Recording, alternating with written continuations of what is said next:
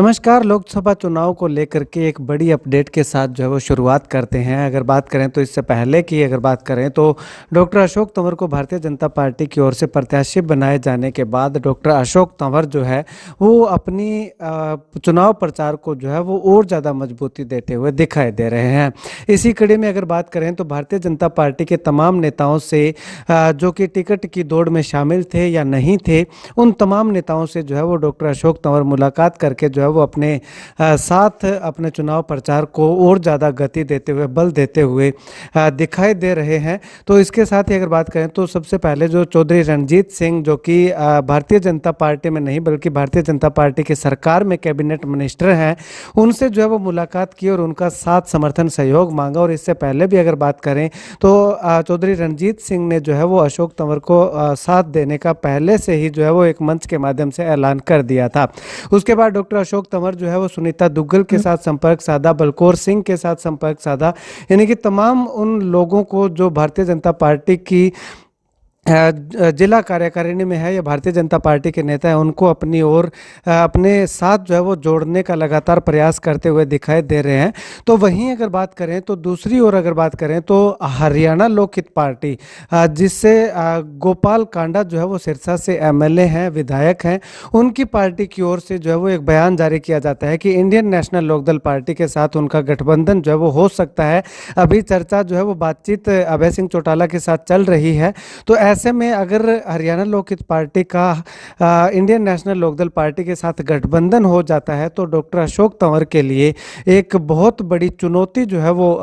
खड़ी हो सकती है, बहुत बड़ी मुश्किलें जो है वो बढ़ सकती हैं। क्योंकि जो हरियाणा लोकहित पार्टी का सिरसा जिला में जो वोट बैंक है, वो वोट बैंक जो है वो इंडियन नेशनल लोकदल पार्टी के साथ चला जाएगा। और ऐसे में जो है वो डॉक्टर अशोक तंवर के लिए मुश्किलें जो है वो खड़ी करने का काम करेगा। खैर, अभी तक ये तो भविष्य के गर्त में है कि हलोपा के साथ गठबंधन होता है या नहीं होता, लेकिन जब इंडियन नेशनल लोकदल पार्टी के जिला अध्यक्ष से बातचीत की गई तो उनका साफ तौर पे कहना है कि अगर कोई पार्टी उनका कैंडिडेट होता है, इंडियन नेशनल लोकदल पार्टी का कैंडिडेट होता है और उसको अगर कोई सपोर्ट करने के लिए आता है तो वो कतई मना नहीं करेंगे। क्योंकि उन्होंने जो है वो अपने चुनाव प्रचार को और ज़्यादा मजबूत करना है और चुनाव जीतने की उम्मीद को लेकर के, चुनाव जीतने को लेकर के वो अपना प्रत्याशी जो है वो चुनावी मैदान में उतारेंगे। तो ऐसे में जो भी उनको समर्थन करेगा उसको जो है वो मना नहीं करेंगे। खैर, आने वाले समय में गठबंधन होता है या नहीं होता वो तो आने वाला समय बताएगा। लेकिन जैसे ही हरियाणा लोकहित पार्टी के जिला अध्यक्ष का बयान जो है वो सोशल मीडिया पर वायरल हो रहा है, तो उसके बाद से जो है वो अशोक तंवर की मुश्किलें लगातार बढ़ती हुई दिखाई दे रही है। इसके अलावा इंडियन नेशनल लोकदल पार्टी का कौन प्रत्याशी आता है, और इसके साथ साथ अगर बात करें तो कांग्रेस पार्टी से कौन प्रत्याशी आता है, सबकी नज़रें जो है वो इन दोनों पार्टियों के प्रत्याशियों पे जो है वो लगातार टिकी हुई हैं। चर्चाएं जो वो चल रही हैं कि कांग्रेस पार्टी से कुमारी शैलजा की जो है प्राथमिकता जताई जा रही है कि प्राथमिक तौर पे कुमारी शैलजा को आना चाहिए, जो कि अगर आ जाती हैं तो चुनाव में कुछ माहौल जो है वो चुनावी गर्माहट जो है वो लगातार तेज हो जाएंगी। इसके साथ साथ अगर बात करें तो सरदार जरनैल सिंह का जिक्र भी लगातार चल रहा है और चरणजीत सिंह रोड़ी, और इसके साथ साथ अगर बात करें तो पूर्व में सांसद रह चुके डॉक्टर सुशील इंदौरा का भी नाम जो है वो चलता हुआ दिखाई दे रहा है। अब ऐसे में कौन चुनावी मैदान में आता है, पार्टी जो है वो किस पे भरोसा जताती है, वो आने वाला वक्त बताएगा। लेकिन फिलहाल की अगर बात करें